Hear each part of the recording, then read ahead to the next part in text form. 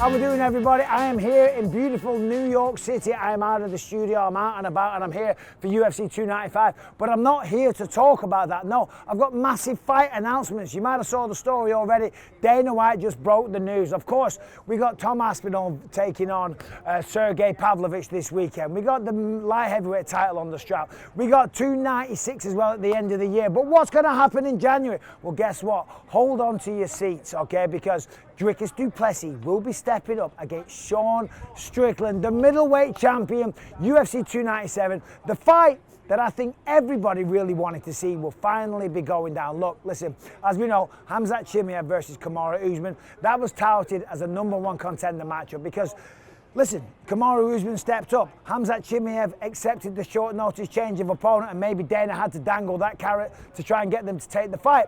That left Dricus Du Plessis kind of out in the cold, and he lost his title fight. And everyone said, listen, even Dana said, people know how it turns out if you sit and wait for a title fight. But we know what happened. Even though Khamzat won, he hurt his hand. The rumor was that he broke his hand, but he tore a ligament. So he's going to need a little bit of time out. He's going to rest and recover. He's going to come back the best version of himself. So what happens? Well, guess what? The show goes on. Dricus Du Plessis is back. And of course, he should have never left anyway. He is the rightful #1 contender. Last December, went out there and he beat Robert Whittaker in sensational and stunning fashion. Shocked the entire world. Nobody expected him to beat Robert Whittaker. Nobody expected him to stop him in the second round. And as we know, if you beat the man, you become the man. And that's exactly what Sean Strickland did. He beat longtime champion Israel Adesanya. So Dricus Du Plessis gets to go up there and face Sean Strickland in Sean's first ever title defense, UFC 297. I think that's going down in Toronto, Canada. My word, that's going to be sensational. Now, you might have saw the news. The rumor was Islam Makhachev versus Charles Oliveira. Well, that's not happening, right? That is not correct. Ariel Helwani's tweet was wrong, okay, as we know. Dricus Du Plessis, South Africa. He's got the chance of being the first ever South African champion. And that's what you've got to love about the sport of mixed martial arts, okay? It's truly global. We've got Ilia Topuria as well. We'll get to that one in a minute. There's 3 massive title fights that have been announced. But Dricus Du Plessis, got to love this man. I love everything about him, okay? He used to go out there, fight with all of his heart. Sometimes he would get tired, but then he got his nose fixed and he went out there and beat Robert Whittaker. Robert Whittaker was dominating everybody. If your name wasn't Israel Adesanya, he could beat you, and he could beat you quite easily. He can make you look bad, but Dricus Du Plessis, as we know, second round, boom, dropped him with a jab, sat him down, finished him off. Absolutely sensational. Now, Dricus, good judo, very, very strong, hits hard. Sean Strickland growing in confidence all the time. He stopped Abus Magomedov in the second round. Then he drops Israel Adesanya in the first round. So on the feet, this will be a very, very juicy display of mixed martial arts and talent and action and all the rest of it, and I can't wait for it. So, but wait, we have more. In February, yes, there will be another fight. Alexander Volkanovski will be returning. We knew he was going to come back and fight Ilia Topuria, the undefeated Spaniard, okay? But when was it going to be? Was it going to be January, or was that too soon? As we know, he just got knocked out against Islam Makhachev. He stepped up on 2.5 weeks' notice, 12 days' notice. Whatever it was, it doesn't matter. He stepped up on short notice, dared to be great, but didn't get the job done. But he is going back down to 145, his rightful weight class. He did look a little small for 155, to be honest, against Islam, who's gigantic in that weight class. So he's going up. Alexander Volkanovski taking on the #1 contender. That is how it should be. That is the rightful event. That is the rightful flow of things. You got to fight the #1 contenders. That's what Sean Strickland is doing, and that is what Alexander Volkanovski is doing. Let's remember, Topuria, his opponent, Spanish, could be the first ever Spanish mixed martial arts champion in the UFC, and he's also undefeated. When he went out there against Bryce Mitchell, beat him in every sense of the word, beat him on the feet, beat him on the ground, beat him in the takedowns, and beat him up and got the stoppage, got the submission, I think it was. So that's incredible. And by the way, we're not done. Oh no, ladies and gentlemen, we have more. Get ready, because no man alive should have this many fight announcements in one time. Dana White is bringing out the goods, right? And I'll stop doing that impression. I won't. I'm going to be doing it for a very, very long time. Another rematch that we've all been dying to see of Sean O'Malley going up against Chito Vera. As we know, the first one, Marlon Chito Vera, kicked him in the calf, hit the peroneal nerve. Sean O'Malley, his foot went numb, he hit the ground, Chito followed him up, couple of elbows, and that was it.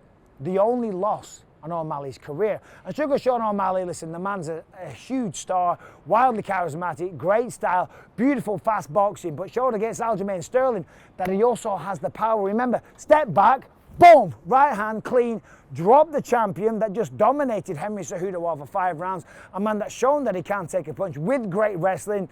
Aljamain Sterling didn't even get a chance to go for a shot, to go for a double leg takedown before O'Malley put him to sleep, okay? So the man's growing in confidence, and he's only got 1 loss on his record, and that is to Chito Vera, as I said. Now, this is the logical fight, right? There's other people out there. Corey Sandhagen, he's got a claim. Of course he has, because he beat Chito Vera, but he's injured, okay? And as we said, there was a chance that Dricus Du Plessis was going to get stepped over because, you know, he wasn't being vocal, because other situations arise, injuries happen. So right now, Chito Vera gets the shot, and he gets to go up against Sugar Sean O'Malley. For Sean, right, he gets a chance to get revenge against the only person to kind of take away that loss, if you will, to settle the difference and kind of, you know, settle the score and undo that loss, if you will. That's what you want to do. Anyone that beats you, if you're undefeated or almost undefeated, you want to take that one back. You want to get revenge over them. You want to eradicate that loss from your record. How's this fight going to play down? Well, probably on the feet.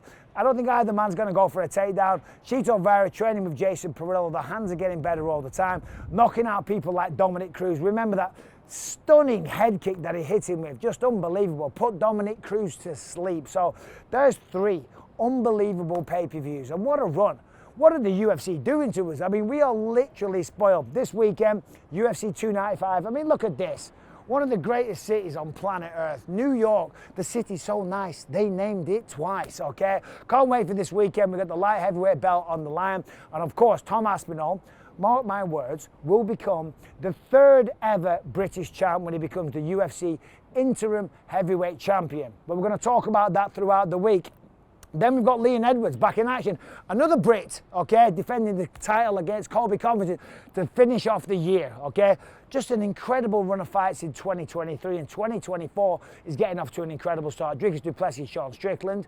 Then we've got Ilia Topuria, Volkanovski. Sean O'Malley versus Chito Vera. And then guess what? What is it then? Well, what comes after 299? 300. UFC 300. This year, or this week, is the 30th anniversary of the UFC, of the Ultimate Fighting Championship, and the promotion is just going from strength to strength. Listen, if you're living in America, you better start saving up, because you do not want to miss any of these pay-per-views. Let me tell you, they're going to be phenomenal. I cannot wait. But I can't wait to have a walk around New York City. I'm starving. I got off a plane this morning. I was calling Jailton Almeida versus Derek Lewis. You might have saw that. Jumped on a plane, flew out here, landed at 4 o'clock this morning, went for a run, lifted some weights, been banging out videos and content all day long. I got to go down to the Lower East Side. I got to do my podcast. I never get a rest. I never get a break, but who cares, right? Sleep when you're dead. That's what they say. Look, listen, I've gone on, I've rambled, I'm very, very excited. Let me know in the comments who wins, right? Who wins between Dricus and Sean Strickland, Ilia and Volkanovski, and O'Malley versus Chito Vera. Subscribe, ring the bell, hope you're well, stay tuned. Lots of content coming this week on the channel. You don't want to miss it. No man alive wants to miss this content.